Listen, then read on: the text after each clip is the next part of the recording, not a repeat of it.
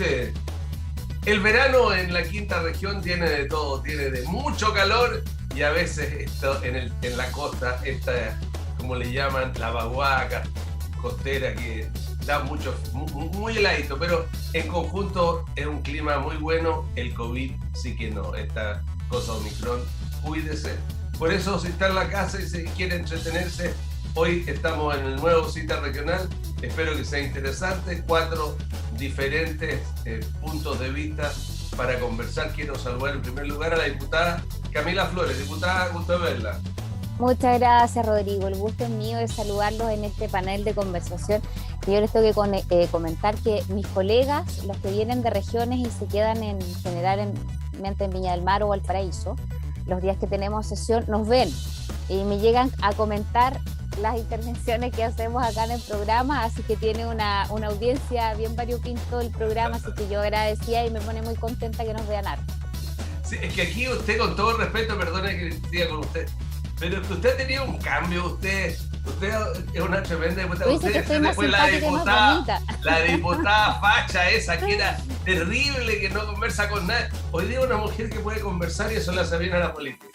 Saludamos al diputado electo Tomás de Rementería. ¿Cómo está? Muy bien, y usted, don Rodrigo. Bien, feliz de estar mirándolo ahí como está con el mundo detrás, tiene el mundo en sus manos, en sus espalda. Estamos vivos el mundo, así que, colecciono mapas, es una afición que tengo. Sí, tenía 2 bolitas, ya no caché por qué tenía 2. Hay una verde y una blanca, después me explicará usted, digamos, claro. Saludamos al convencional constituyente, que lo único que puede hacer en alguna cosa es votar absteniéndose en blanco. ¿Cómo está, don Raúl? Hola, Rodrigo, muchas gracias por la invitación. Un saludo a todos los televidentes de Quinta Visión. Bien, ahí ya entraremos a profundizar algunas cosas, pero está difícil la convención, está difícil. Ya vamos a profundizar en esas materias. Y un saludo también a todos los panelistas. Y saludamos a Matías Mundaca, porque para mí es un gusto verlo, porque el otro día salió una caricatura, el signo de la DC en una esquina pidiendo limosna, digamos. No creo que... Y salieron declaraciones de Víctor Torres, Mercurio, el día viernes también muy paupérrimas. ¿Cómo está usted? Muy bien, con muy buen ánimo, Rodrigo. ¿Qué tal, amigos del panel? La verdad es que yo no me fijo mucho en las caricaturas, prefiero las novelas. Así que todo bien, listos para comentar la actualidad. Y sin llorar, por supuesto. Sin llorar. Bueno, partamos con usted, constituyente serie, usted convencional, porque han habido muchas cosas, muchas informaciones, y creo que sería bueno, en su primera intervención de 3 minutos, que nos contara un poco de esto y después todos conversar sobre aquello. Yo estoy, Rodrigo, en la Comisión de Sistema Político, que es la Comisión 1, y esta semana lo que se votó en general, que es importante esa distinción, fue el régimen político, y ahí triunfó la opción del presidencialismo. ¿Qué significa eso en general para que la gente lo entienda? Que la condición de jefe de Estado y de jefe de gobierno... La votación en general. Es como la idea de legislar. En principio estamos de acuerdo con un sistema presidencial, pero a ese sistema presidencial tenemos que vestirlo, darle un ropaje. Todavía ese vestuario, esa vestimenta está pendiente. Entonces votamos por un sistema presidencial, votamos muy estrechamente 13-12 por un sistema unicameral de una sola cámara, lo que significa suprimir el Senado. Se votó a favor el carácter plurinacional del país, con la oposición. Sí. Para que vea que lo tengo controlado, ¿cómo vota? Sí, ahí me abstuve. No, en cuanto al proceso de la formación de la ley, nada, porque fueron rechazados todos los proyectos. Y en otras comisiones, algunas cuestiones interesantes hubo en la de los órganos autónomos, particularmente en la de justicia, que provocó reclamos airados por parte de la Corte Suprema. y otras también relacionadas con el modelo económico, que es una comisión bastante conflictiva, pero eso se sabía de antemano. ¿Ah? Pero en fin, fue una semana bastante ajetreada, pero yo reitero, son las votaciones en general, lo que no significa que uno deba despreocuparse, porque tenemos el terno, ahora hay que afinar los detalles y en los detalles no necesariamente van a ser positivos. Matías Mundaca, ¿cómo ve usted lo que está pasando en la convención? Esto, por ejemplo, que salió en el día lo plantea de que haya, se elimine el bicameralismo, se cree un unicameralismo, que hayan 200 parlamentarios únicos, por ejemplo, como la Asamblea Parlamentaria de Panamá, de Cuba, de otros países.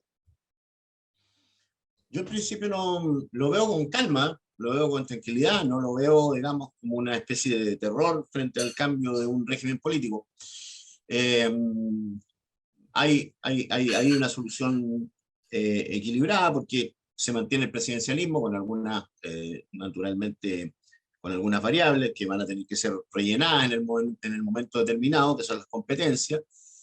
Entiendo que el presidente va a mantener su competencia de tener iniciativa exclusiva en asuntos de gasto público, que es una tradición constitucional que nosotros tenemos desde 1925.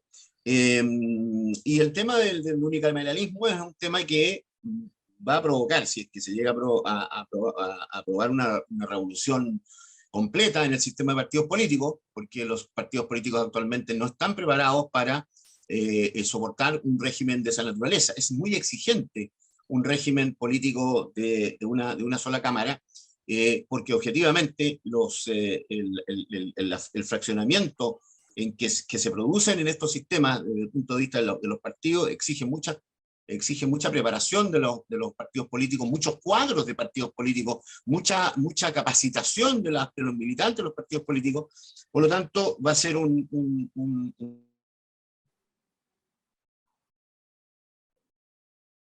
Va a ser una pausa, Camila, continúe usted. Llegó a congelar. Bueno, se congeló, se quedó asustado. Bueno, mira, la verdad, Rodrigo, es que yo creo que están saliendo, bueno, como bien Raúl dice, son las comisiones, todavía no se vota en el pleno, pero desde lo que uno ya está viendo, aberraciones que son realmente graves, complejas, que finalmente lo viene a modificar completamente el Estado de Derecho, la separación de los poderes del Estado, más allá del sistema político o si vamos a tener un Congreso bicameral o unicameral. Yo creo que hay otras cosas que son mucho más complejas y delicadas, las relativas, por ejemplo, al Poder Judicial. Algo se refería en esos términos, Raúl, que me parece que son realmente graves, lo que tiene que ver, ¿cierto?, con la propiedad privada y tantos otros. Camila, para ahí. Ok, toquemos los cuatro este punto. Continuemos con este punto. Este punto de lo que significa, digamos, este planteamiento y la reacción, que algunos dicen que es sobre reacción o sobre reacción anticipada de la ministra Vivanco. Toquemos específicamente su visión sobre este punto. Mira, yo creo que no es una sobrereacción. A mí me parece que lo que ha planteado la Corte Suprema particularmente tiene razón de ser absolutamente, y además si uno revisa por ley del lobby, los que más han pedido reuniones por ley del lobby a los convencionales constituyentes precisamente son los magistrados, la asociación de fiscales, porque tienen desde mi punto de vista un legítimo temor que es evidente y que es grave, no solamente por la independencia de que ellos estarían perdiendo en definitiva, que yo creo que es lo que sostiene el Estado de Derecho, un poder judicial independiente, profesional, lo más técnico posible, con prescindencia absoluta, ¿cierto?, de ideologías, de sentimientos, en fin, aunque a veces, por cierto, eso no se cumple, pero en términos generales, si hay algo que se respeta en nuestro país, el Poder Judicial, y a mí me parece que no es una sobrereacción. Me parece que, insisto, es sumamente legítimo porque estarían modificando y tendríamos prácticamente un consejo, no sé cómo denominarlo, un consejo, un grupo de personas que estarían fiscalizando a su antojo qué tan bien o qué tan malo pueden hacer los jueces de cualquiera de las instancias esta sea. O sea, finalmente tendríamos ahí una especie de caudillo que a su modo de ver la vida, el mundo y entender el derecho, estarían diciendo que lo hace bien y que lo hace mal. Y yo creo que eso no puede ser así. Tiene que existir normas objetivas, lo más taxativas posible, para nombrar jueces, para el perfeccionamiento de los mismos, en fin, todo lo que tenga que ver con con profundizar los conocimientos técnicos y ojalá la presidencia más absoluta del poder político sobre el nombramiento de los magistrados, por ejemplo, yo creo que bienvenido sea, pero todo aquello que venga en definitiva a hacer perder la objetividad y que existan jueces que estén atemorizados, como quizás ya pueden existir, o fiscales que estén haciendo bajo presión su trabajo, me parece que es sumamente complejo, Rodrigo, y nos podemos terminar construyendo un país que realmente termine las antípodas de un Estado democrático y de derecho. Bueno, Tomás, tú eres el abogado joven. Sucede que, por ejemplo, hay países como Estados Unidos que los ministros supremos nombrados son vitalicios. Aquí durante un tiempo, hace mucho tiempo, los jueces de policía local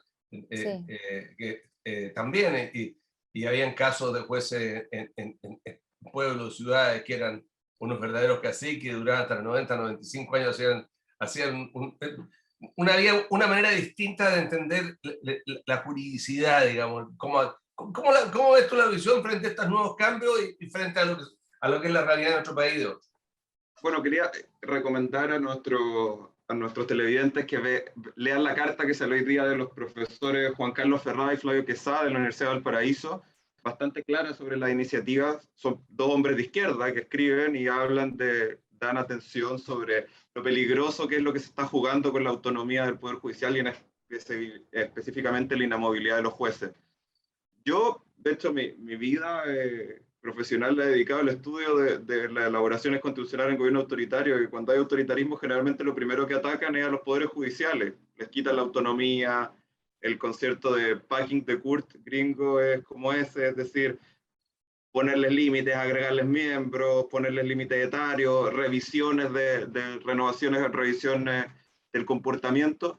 Creo que por un lado la propuesta de un Consejo Nacional de la Magistratura sería buena, si se hiciera seriamente, como existe en España, en Francia, no como lo que se está proponiendo acá, que son todos nombrados por el presidente de la República, que van a revisar a los jueces con criterios difusos. A mí me parece que en tal caso no tiene mucho sentido. Y desde un análisis más político, creo que los convencionales han tenido un grave error, porque si dicen que lo que quieren es cuidar la convención, es impresionante la cantidad de enemigos que se hacen en tan poco tiempo. El Senado, la Corte Suprema, el Tribunal Constitucional, no sé qué viene después, que van a discutir las figuras de... Y finalmente lo otro es que nosotros dijimos, y mi presidente Gabriel Boric dijo que él quería ser un presidente que entregara el poder con menos poder del que lo recibió. Y hoy la Convención Constitucional nos está diciendo otra cosa: presidencialismo, un vicepresidente que finalmente agregarle a alguien al servicio del presidente, es cosa de ver cómo funciona en Estados Unidos, o un personaje que después pasa a la total irrelevancia. Unicameralismo, que significa va a tener una cámara menos que va a servir de balance el presidente, a la vez que algo que es propio de los regímenes parlamentarios, donde hay el Ejecutivo y el Parlamento no se diferencian prácticamente. El Estado regional, que todavía no se ha explicado bien lo que es, y esto de quitarle que el presidente tenga porque eso es lo que están diciendo, que el Ejecutivo tenga una tutela sobre el Poder Judicial, se le quita el rango de poder y se convierte en una autoridad autónoma, es como podríamos decir, como es hoy día una superintendencia. Entonces es peligroso lo que se están jugando, y creo que eso sí, con calma, de que esto no va a tener el quórum necesario, de que el Pleno después va a mejorar estas normas y que va a salir algo mucho mejor, por lo menos tengo la fe de eso. Y también agregar la carta que salió ayer de Mauricio Duce, la segunda, sobre el mismo tema. Oiga, escuchándolo a usted, diputado electo, da un gusto pensar de que un hombre de izquierda, joven de la nueva izquierda, que sea tan equilibrado. Me da gusto escucharlo. Constituyente Celi. Sí, anoté varios puntos, voy a tratar de abarcarlos todos. Nosotros lo que votamos fueron varios proyectos en forma paralela que regulaban la misma materia. En mi comisión no, en mi comisión se optó por uno, pero en otras comisiones se votaron varios proyectos, por ejemplo, de sistemas judiciales en general. Se aprobaron varios que tienen diferencias entre sí, eso es importante que lo sepan los televidentes. En casi todos se hablaba del Consejo de la Magistratura, pero habían diferencias de cómo se nombraban sus integrantes, que por ahí está la clave del problema. Ahora, este Consejo de la Magistratura, para ser justo, lo impulsaron los propios magistrados, porque la Asociación Nacional de Magistrados pidieron hasta el cansancio audiencias con los convencionales, yo incluido, señalando que la Corte Suprema lo más conveniente era que perdiera las facultades administrativas, ¿no? Enseguida, es peligroso por ahí la creación de una especie de escalafón único. Todos los jueces son iguales y simplemente van siendo destinados a la Suprema, van siendo destinados a la Corte de Apelaciones, no hay mayor diferencia entre ellos. Se les establece una duración definida en los cargos, 8 años me parece que para la Corte de Apelaciones, un máximo de 15 para la Corte Suprema. Pero para mi gusto, aparte de eso, hay otros elementos que son muy graves. En las disposiciones transitorias hay una evaluación de los actuales magistrados y pudiéndoseles remover. Eso es realmente peligroso. Y también la creación de una justicia indígena que está muy poco desarrollada. Entonces también ahí podemos caer en una cantidad de abusos enormes. Creo que es un charquicán lo que quedó en materia judicial y yo espero por el bien del país que lo arreglen en el Pleno a través de las indicaciones. Pero probablemente esta es una de las comisiones que está peor. Y hay un enemigo más, Tomás, los medios de comunicación, porque se propone un tercio privado, un tercio público y un tercio creo que era comunitario o algo así. Okay. Matías, cuando yo escucho esto, por ejemplo, veo que la democracia tiene solamente un constituyente. Un abogado como usted que habría sido buen constituyente. Lástima que no esté ahí. Usted quería estarlo, no me diga que no. Pero ¿cómo ve usted esto? Y que no se eche a perder la comunicación, por favor. Hay una cosa que hay que tener presente. En materia de poderes del Estado, el único poder que no puede dejar de estar en una constitución, el único poder que no puede no estar en un Estado es el Poder Judicial. Podemos existir sin digamos, un órgano generador de leyes y que sean los tribunales los que, a través del sistema de precedentes, creen las normas. ¿No es verdad? Y podemos incluso hasta no tener presidente de la República, pero no tener un organismo que resuelva los conflictos entre las personas en la sociedad, eso sí que es ineludible. O sea, una sociedad no puede subsistir sin que haya tribunales de justicia. Por eso es que hay que tener mucho cuidado cuando se pretende meterle mano al Poder Judicial. Porque primero, el Poder Judicial tiene que ser, en primer término, independiente. Y para ser independiente tienen que ser inamovibles, a menos que haya razones fundadas, delictuales o disciplinarias que permitan remover a los jueces. Y con respecto al Consejo Superior de la Magistratura, se han dicho muchas cosas que en realidad tampoco son ciertas. Lo cierto es que altamente conveniente que se le quite a los tribunales superiores de justicia la supervisión, digamos, administrativa y disciplinaria de los jueces. Y para eso entonces habría que crear, por cierto, no un grupo de personas designadas por el presidente de turno, por cierto, sino que un grupo de personas suficientemente preparadas, como existe en Portugal, como existe en España, como existe en otros países de Europa, que sean los que participen en el nombramiento de los jueces para despolitizarlo, y además sean los que, en definitiva, conozcan aquellas causas o situaciones, digamos, disciplinarias en que los jueces recaigan y puedan removerlo. El ponerle plazo también a la duración de la carrera judicial también es una cosa que atenta contra la independencia de los jueces. No nos vemos imaginando a un juez, ¿no es cierto?, fallando una causa, pensando que el próximo año va a tener que ser evaluado por un tercero para que, y si no le gusta el fallo, lo van a echar. O sea, son cosas que parecen ser redactadas por gente que son analfabetos jurídicos. Y lamentablemente, la Convención Constituyente está llena de analfabetos jurídicos. Y desafortunadamente, los que pueden llegar o encauzar un debate de esta naturaleza son la minoría. Y hay algunos que, teniendo formación jurídica, también le meten fuego a la hoguera, porque esos son sus intereses políticos. Así que hay que tener mucho cuidado con lo que va a salir de esas comisiones, y naturalmente hay que ver el debate al Pleno y de qué manera va a salir esta cosa adelante. Muchas gracias, Matías. Camila. Yo comparto gran parte de lo que señala Matías, y sobre todo lo relativo a que son personas que, al parecer, no puedo generalizar, porque aquí tenemos a Raúl ha hecho una pega muy buena desde mi punto de vista, pero en términos generales la enorme mayoría de los convencionales al parecer no tienen idea, y después de mucho tiempo, de muchos meses de trabajo, siguen sin entender a qué es lo que están. Se aumentaron las asignaciones para tener más asesores, en el caso, ¿cierto?, de aquellas personas que no tengan una formación jurídica, porque evidentemente no tienen por qué necesariamente ser abogados, ¿cierto?, pero se le aumentaron las asignaciones del presupuesto fiscal, que pagamos en definitiva a través de nuestros impuestos todos los chilenos, para que puedan tener apoyo técnico, y al parecer siguen sin comprender. Realmente son aberraciones las que están saliendo preliminarmente, insisto, vamos a ver qué pasa en el plenario, pero preliminarmente son aberraciones. Y por lo tanto, Rodrigo, yo creo que puede pasar cualquier cosa cuando se termine en definitiva este trabajo de redacción.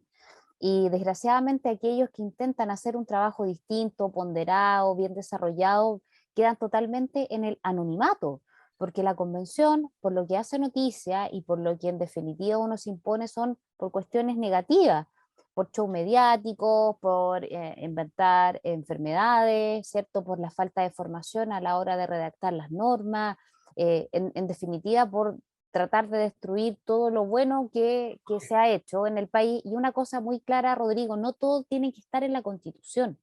Yo creo que hay un tremendo, una desinformación, para decirlo, digamos, en términos simples, de qué cosas son las que se deben contemplar en una constitución y cuáles no. ¿Para qué hablar de las iniciativas populares, cierto, de leyes de discusión que se han mandado a la convención, que son, ahí sí que ha dado para todo juntar las 15.000 firmas? Pero bueno, de todas maneras vimos la foto que apareció, ¿no? Esos monos de nuevo, los dos dentro del escenario, la tía Pikachu y no sé quién, salían una foto del diario. Pero eso ya hoy día es anecdótico, hay otras cosas peores. Diputado electo de Rentería, sucede que, pero que hay buenos abogados, no solo Raúl, Agustín Esquella, Viera, Atria, el mismo. Viera votó a favor, ¿eh? Viera votó a favor. Oye, ya Atria está súper perdido. Claro, yo creo entonces que a mí me llama la atención, Tomás.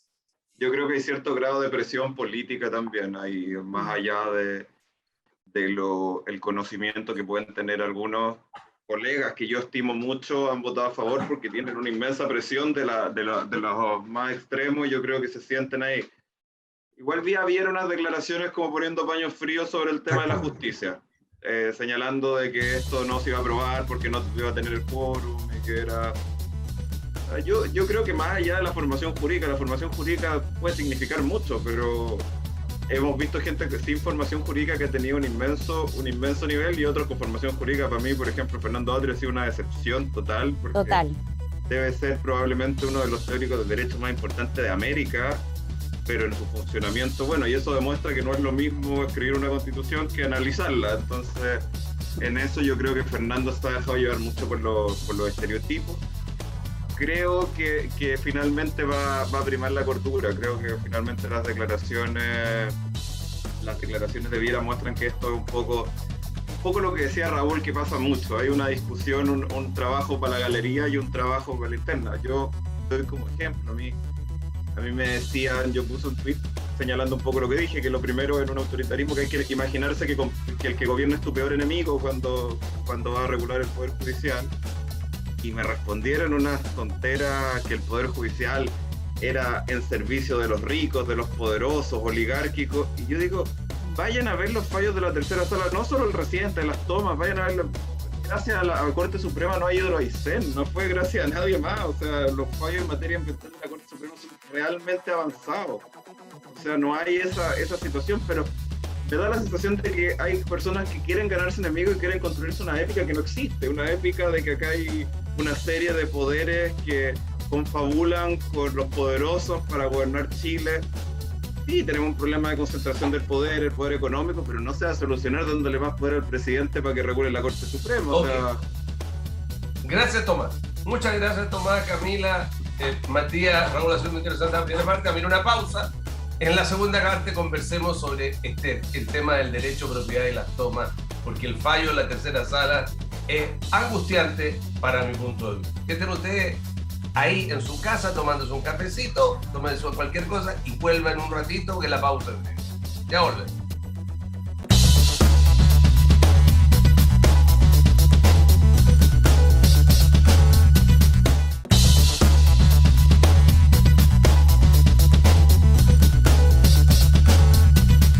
Continuamos con la segunda parte de este Cita Regional. Hoy estoy con 4 abogados prestigiosos. La abogada Camila Flores, diputada, el abogado Tomás de Reventoría, diputado electo, el abogado Matías Mundaca y el abogado Raúl Celi, constituyente.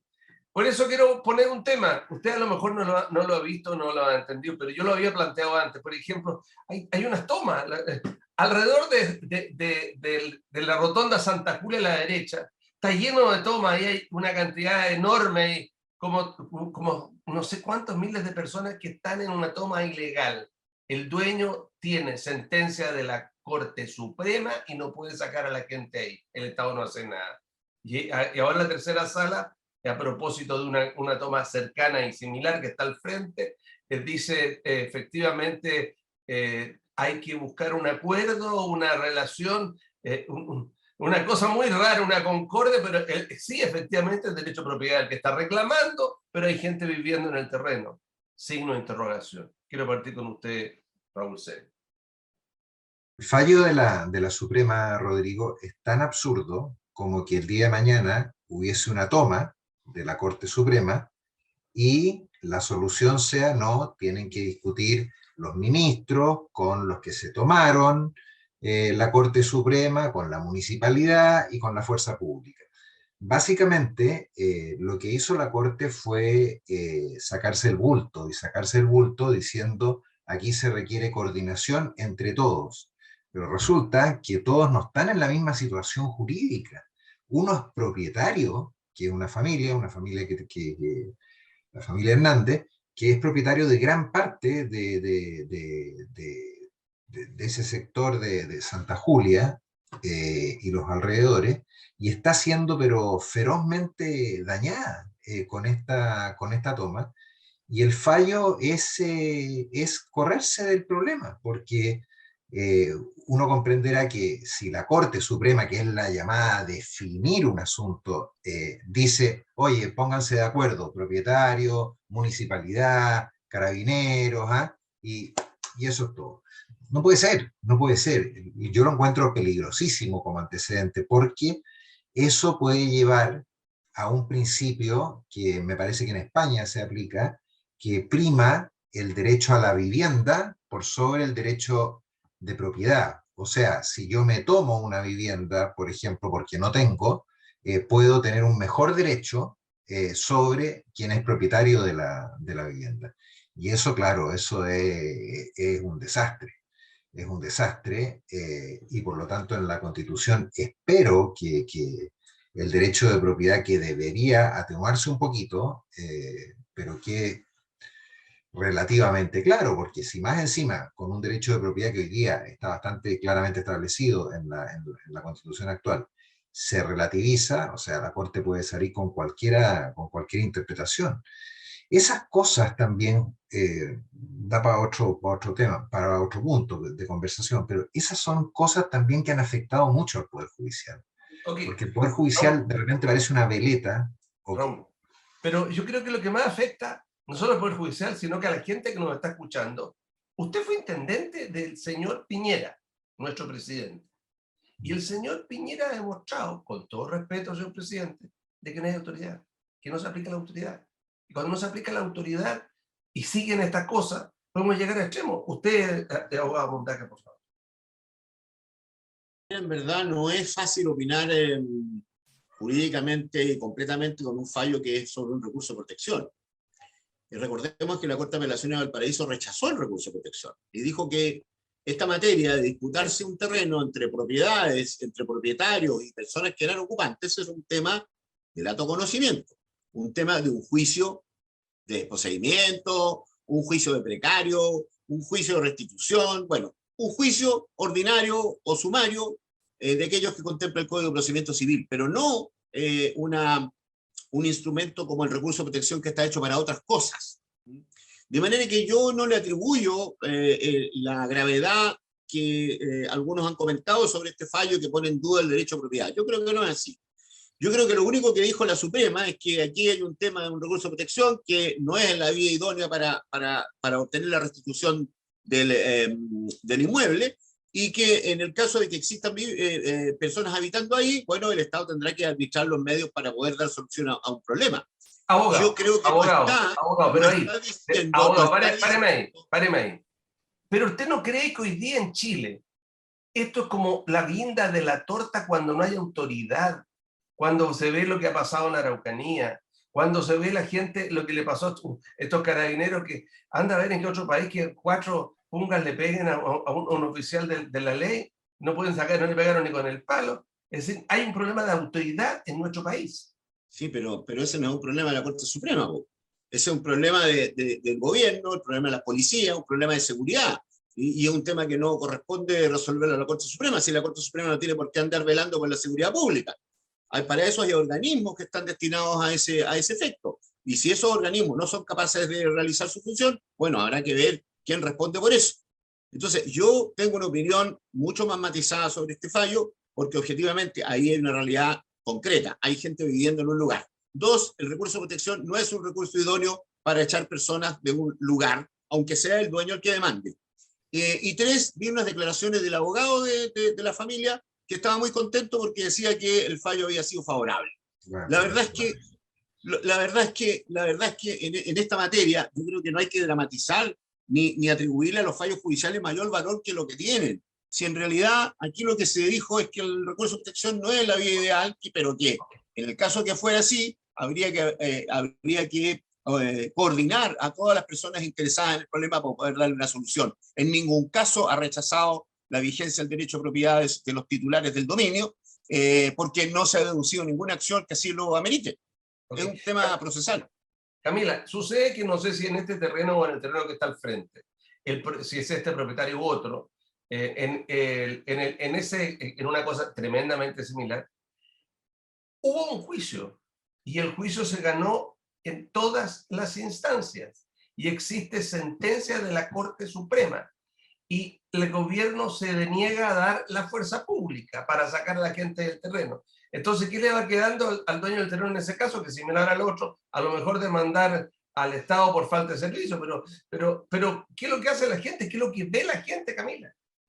Bueno, yo comparto con que este es un mal precedente, más allá de que probablemente el instrumento jurídico utilizado no es el idóneo, al ser un recurso y no haber recurrido directamente, ¿cierto?, con una querella. Pero más allá de eso, creo que es un mal precedente porque de cierta forma igual abre una pequeña puerta a relativizar el derecho de propiedad. Y eso es muy peligroso. Desgraciadamente en la región estamos llenos de tomas, no solamente en Viña del Mar, en Valparaíso, sino que yo te diría que en toda la región, lo mismo pasa en San Felipe, en Quilpué, en Villa Alemana, en fin.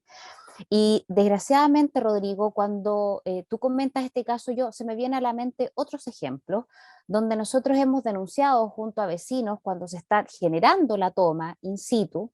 Recuerdo un caso en la comuna de Villa Alemana, por ejemplo, donde tú sabes que existe 12 horas de flagrancia donde la autoridad puede, en este caso a través del Ministerio del Interior, en este caso las gobernaciones provinciales o la gobernación regional, puede actuar para solicitar el auxilio de la fuerza pública sin que medie, ¿cierto?, un antecedente judicial por parte del dueño de ese terreno. Si existen personas que están viendo que en flagrancia se comete, ¿cierto?, el delito de usurpación, inmediatamente las gobernaciones, en este caso, pueden actuar solicitando el desalojo con la fuerza pública. ¿Y sabes lo que ha pasado, Rodrigo? Es que las gobernaciones, hoy día delegaciones provinciales, no lo hacen. Yo tuve que en ese caso en particular, Camila, si usted fuera gobernadora, delegada provincial de Valparaíso, y hubiera una toma que hay 10, 20, 30, 40 mil personas han hecho la toma, usted se va a comprar Rodrigo, ese a ver, pero numerito. Rodrigo, yo te quiero decir lo siguiente, cuando uno está en un cargo está para lo bueno y para lo malo, para hacer cosas sencillas y cosas difíciles. Y cuando uno tiene la prerrogativa que te mandata el derecho, obligaciones que te mandatan cuando tú ostentas un cargo, tú las tienes que cumplir. Te guste o no te guste, te dé miedo o no te dé miedo. Yo tuve que en esa ocasión recurrir al ministro del Interior para que el ministro del Interior organice el desalojo, que no eran 40.000 personas, eran 10 personas que se estaban empezando a tomar y estaban empezando a levantar cierto casas en el terreno. Y acá, te gusta o no, existe el Estado de Derecho. Oye, por favor, si aquí cada autoridad tiene obligaciones que tiene que cumplir.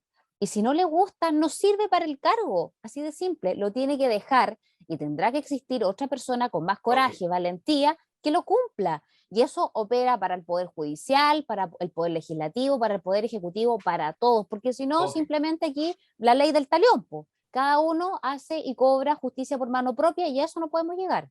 Ok, diputado electo de Rementería, usted se va a encontrar con esta papa caliente completa desde que parta su labor el 11 de marzo y además el nuevo gobierno. ¿Cómo lo ve usted?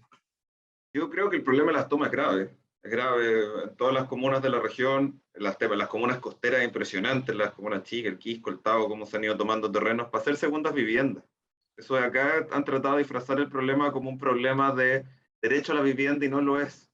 De hecho, uno va, el otro día yo estuve en el campamento Manuel Bustos, que es un campamento histórico el más grande de Chile, y las propias pobladoras de ahí decían, ¿qué va a hacer con las nuevas tomas? Porque las nuevas tomas tienen mucho que ver más con negocio que con vivienda. Uno ve que están metidos narcotraficantes, lotean, las venden por internet, así que yo creo que en eso hay que crear una ley, y estoy pensando el mecanismo, que sancione al que comercialice terrenos tomados. Esa es una forma de que no sea un aliciente eso, de que no vea uno, no se mete al marketplace de Facebook y está lleno de vendo terreno en toma, 10.000 metros cuadrados, y uno ve que eso es allá. El otro día pasé por ahí cerca de la Cuca, cercado con panderetas y demarcadas como una parcelación de agrado, pero son tomas. Entonces ahí hay que dar una lucha grande, y también a todo el que haga, porque muchos incentivan las tomas de terreno y van con materiales. O sea, por ejemplo, el que no tenga una autorización del dueño no puede entrar con una retroexcavadora o con un bulldozer a un terreno a nivelarlo. Hemos visto que pasa eso ahí en Miraflores Alto, en el Maitén. Vi el otro día cómo se tomaron, los vecinos me llamaron, me mandaron fotos, porque llevaban maquinaria pesada para poder establecer un terreno ahí. Entonces hay que tener una ley que haga que no haya un incentivo. Y segundo, hay que aplicar el rigor y la fuerza que se tiene que aplicar, y separar la paja del grano, separar al que realmente tiene problema de vivienda y está viviendo en un campamento hace años establecido y que pueda dársele una solución digna, la regularización, el saneamiento. Pero por otro lado también tenemos que ver los que lo hacen porque querían una casa en la playa, o porque es más fácil, o porque eso, y poner un límite a esto. Yo creo que eso es algo que va a ser grave el próximo gobierno. Yo lo conversé con Boric. El único tema, no voy a decir que yo hablo mucho con Boric, pero cuando estuve en el Congreso, le dije que la visión que había tenido el alcalde Jadwe de que no iban a hacer ningún desalojo, que se acababan los desalojos, es terriblemente lesivo, y le estaba jugando muy en contra en su campaña, en los sectores altos de Viña y de Valparaíso, y él me dijo que él encontraba que esa no era la política a seguir, y ha cambiado la visión que ha tenido el gobierno, y espero ahí que el nuevo subsecretario de Interior, que espero que sea Manuel Monsalve, haga una política sobre el tema. Ok. Raúl Selle. Sí, yo comparto, bueno, tiene toda la razón Tomás cuando habla de las segundas viviendas. Estas son tomas de segunda vivienda, en su mayoría son negociados. Perdón, Raúl. Si uno a veces, por ejemplo, baja por el lado de Rona, sí, y ve allí estacionados unos camiones grandes de transporte de fruta, etc. Esos son choferes que vienen en la pasada, digamos, que tienen ahí su segunda vivienda, es obvio. Absolutamente, y por eso que es una situación completamente absurda. Y yo lo quiero relacionar, o sea, absurda de tolerar, es intolerable. Nosotros hicimos múltiples desalojos, Rodrigo, pero múltiples. Incluso hubo un sector, un balneario que estaba tomado, Pichicuy, me parece que era cerca de Pichicuy. La ballena. La ballena fue, ya. No, Pero hay 300 casas, creo que Sí. echamos abajo. Pero hay que atreverse, po. Hay que atreverse y asumir los costos que eso significa. Yo lo quiero relacionar con el principio de autoridad, que algo en la semana también me preguntaron. Yo creo que en Chile gravemente se ha perdido el sentido del principio de autoridad, y la pérdida del principio de autoridad es gravísimo, porque eh, a lo que lleva eso, esa pérdida, es a una especie como de tolerancia que va en aumento. Si hay violencia, bueno, ¿qué tanto? El narcotráfico, bueno, si es un poquito, dejémoslo pasar. El principio de autoridad se ha deteriorado seriamente. Creo que en eso el gobierno no ha colaborado, el actual no ha colaborado en absoluto en mantener el principio de autoridad, porque no se ha atrevido muchas veces a actuar. Y, y yo me temo que de eso se derivan numerosas consecuencias, y de esas consecuencias tenemos el comercio ambulante, por ejemplo, o ilegal. Todos estos fuegos artificiales, la presencia del narcotráfico, el terrorismo que va en aumento. Esto no es un problema de izquierda o derecha, Rodrigo. El principio de autoridad es un problema político, de toda la clase política que hay que abordar. Por lo tanto, yo creo que la actitud frente a las tomas es una consecuencia más de este pérdida del principio de autoridad, que en parte tiene también, que me gustaría ahí precisarlo, su origen en esta sensación, esta percepción por parte de la población de la existencia de abusos, que hay un tratamiento para los pobres que delinquen y otro para los ricos que delinquen, que tienen que ir a clases de ética, para resumir un poco la historia. Creo que esas son formas de deterioro del principio de autoridad. Matías Mondaca. Mira, lo que estamos viendo, Rodrigo, es la típica expresión de un Estado fallido. ¿Mm? Un Estado que, bueno, no supo controlar los desajustes que vienen dentro de la sociedad, que terminó en una situación compleja en octubre del 2019, y que nos ha mostrado cuáles son las falencias enormes que existen en la regulación jurídica de este Estado, que han hecho que efectivamente, como dice Raúl, aquí haya personas que sienten derecho a tomarse un terreno para tener una casa para vacacionar, otro que es capaz de tirarle piedras a una comisaría de carabineros, otro que, en fin, cada uno hace lo que quiere y como quiere. Pero la situación que tenemos es una situación básicamente que se viene arrastrando por muchos años y que ha sido evidente en estos años, entre los 2 últimos años. Y eso demuestra las falencias que tiene nuestro Estado en muchos, digamos, aspectos, como es la seguridad, o como es, por ejemplo, la protección de la propiedad privada. Por ejemplo, tenemos un caso cercano, Laguna Verde.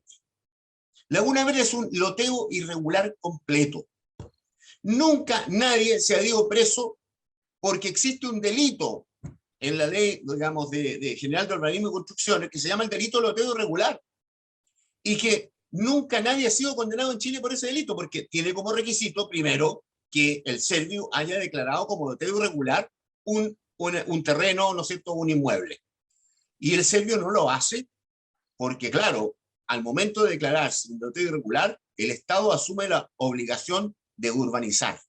Y por lo tanto, entonces, el Estado no quiere gastar plata en eso, y por lo tanto no declararon loteo irregular, y por lo tanto los sinvergüenzas siguen vendiendo, ¿no es cierto?, loteo o sitios tomados y una serie de cosas. Es decir, una cosa concatena a la otra. Nuestro Estado es un Estado fallido, y ya lo tenemos, ya está claro que es así, ya está claro que es así. Okay. Así que tengo la impresión de que es un problema del modelo, es un problema de vacíos legales, es un problema de que no está bien estructurado y organizado nuestro Estado para soportar, digamos, las amenazas de los nuevos tiempos. El narcotráfico, el crimen organizado, en fin, el lavado de dinero. Nuestro Estado está en pañales, y esa es la verdad, y por eso sufrimos lo que sufrimos. Camila Flores, diputada. Bueno, yo creo que la pérdida, la autoridad se perdió hace mucho rato. y desgraciadamente este gobierno, el actual, que yo ayudé a que gane, por lo demás, no hizo nada, sino que por el contrario contribuyó a que esa pérdida de la autoridad se genere y permee toda la sociedad. No solamente la pérdida de la autoridad a los carabineros, a las policías, no se respeta a los padres, no se respeta a los profesores, no se respeta a nada ni a nadie. En nuestra época, Tomás probablemente coincide conmigo, si nosotros íbamos en una micro, en el metro, y iba un adulto mayor de pie, nosotros le dábamos el asiento, porque respetábamos a las personas mayores, o si iba una mujer embarazada, lo mismo. Hoy día esas cosas no ocurren, porque tenemos generaciones más jóvenes, denominadas estas generaciones de cristal, ¿cierto? Que no entienden lo que cuesta muchas veces lograr tener en la vida las cosas, llegar donde uno llega, que no es por azar.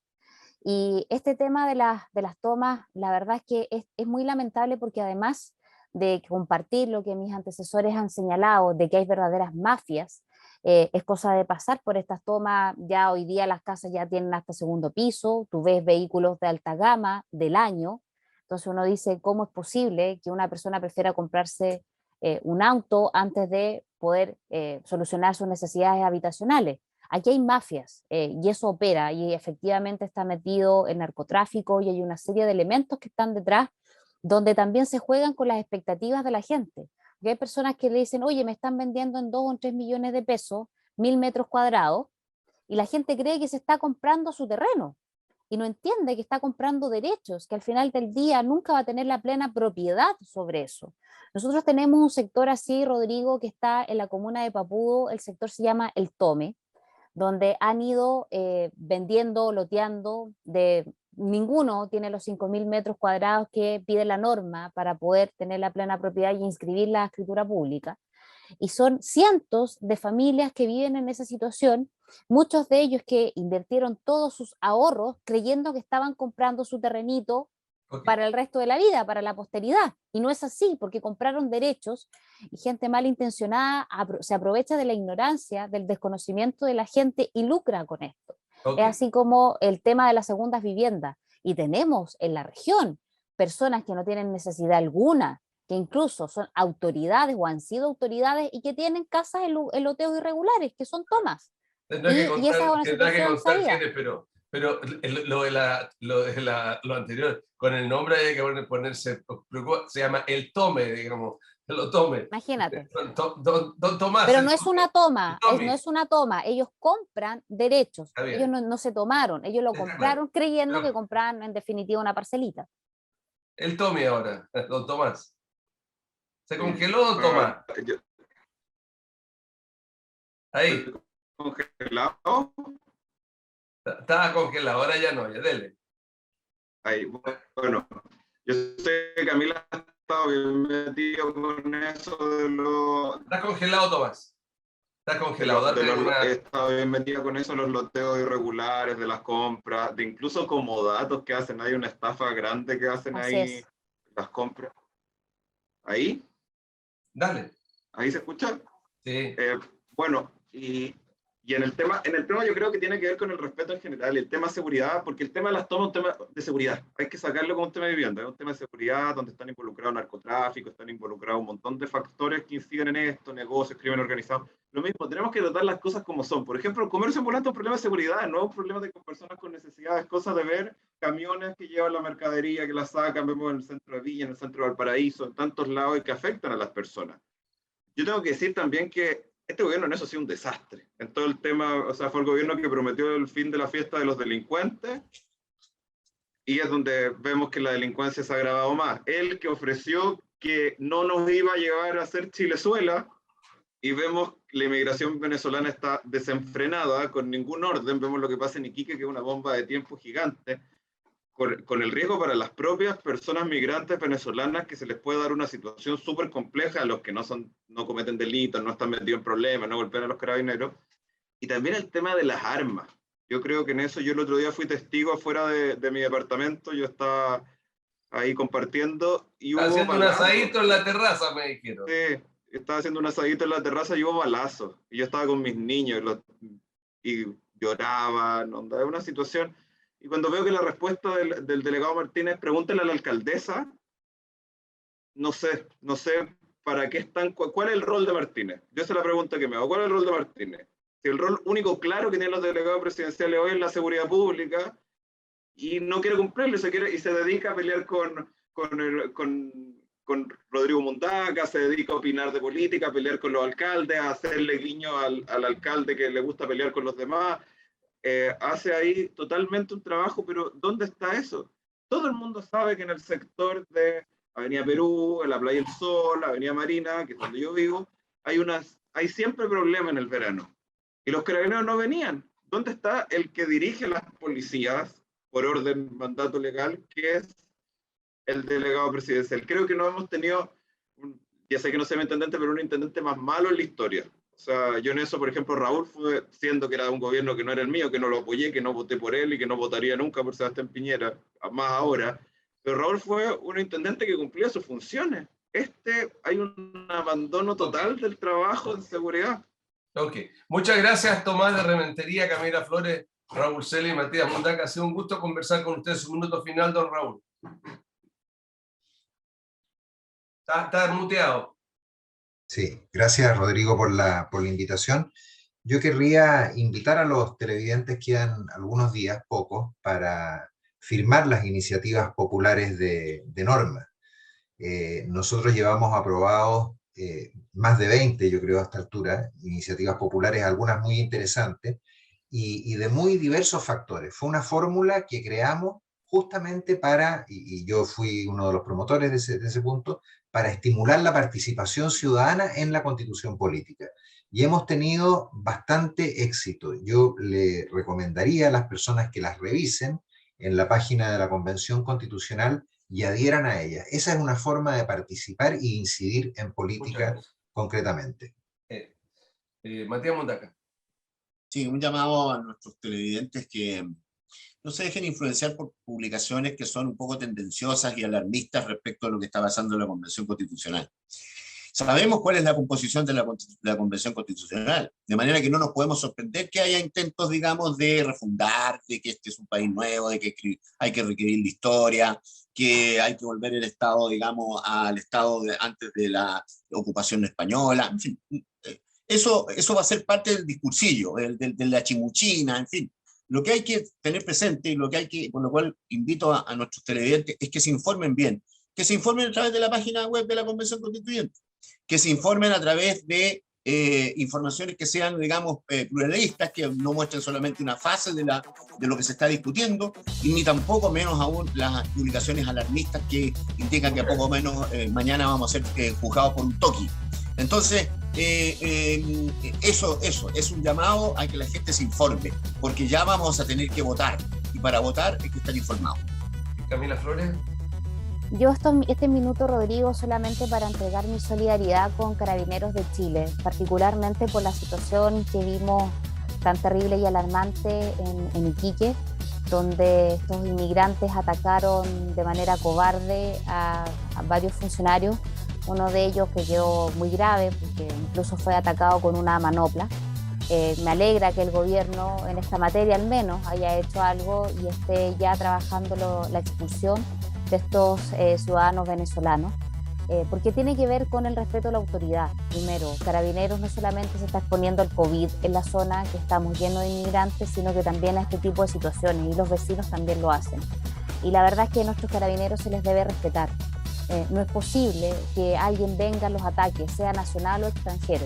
Tienen que haber consecuencias y nosotros vamos a perseverar en aumentar las penas a quienes agredan de obra a Carabineros de Chile a contar de marzo.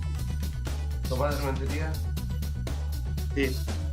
Quería decir que la pandemia no se ha acabado, así que la gente se cuide, hay mucho COVID dando vueltas, ya vemos sí una luz al final del túnel con lo que está pasando en Europa, y a propósito de qué lo digo, de que me dieron vergüenza las declaraciones de la diputada Yanna, que es de mi partido, y creo que eso no puede ocurrir. Toda autoridad pública tiene que vacunarse, y si no, que pierda el cargo. Esa es lo que debería pasar. Y muchas gracias, que tengan un lindo fin de semana en nuestro televidente.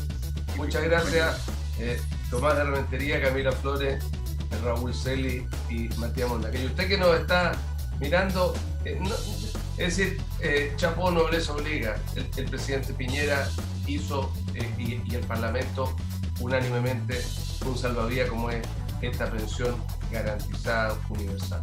Creo que es lo único agradable de los últimos tiempos que he visto yo en general, porque unanimidad en esto me parece grande, pero con usted comparto, el diputado de Rentería, vergonzoso e irresponsable.